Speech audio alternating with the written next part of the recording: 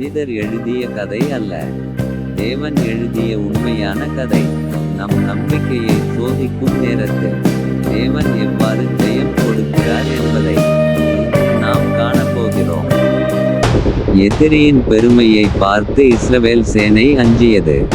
அவர்களின் கண்கள் பயத்தால் நிரம்பினாலும் தேவன் இன்னும் அமைதியாக செயல்பட்டு கொண்டிருந்தார். கோலியாத்து முன்னே வந்தான். அவனது உருவம் பெரிது, அவனது குரல் அச்சத்தை விதைத்தது. ஆனால் மனிதனின் பலம் தேவனின் பலத்துக்கு சமமல்ல. தாவீது ஆயுதங்களுடன் அல்ல, நம்பிக்கையுடன் வந்தான். அவன் நம்பியது கல்லை அல்ல, சேனைகளின் கர்த்தரை. இந்த யுத்தம் மனிதருடையது அல்ல, இது கர்த்தருடைய யுத்தம். ஒரே நொடியில் தேவனின் சக்தி வெளிப்பட்டது. தேவன் தம் ஜனங்களை கைவிடவில்லை.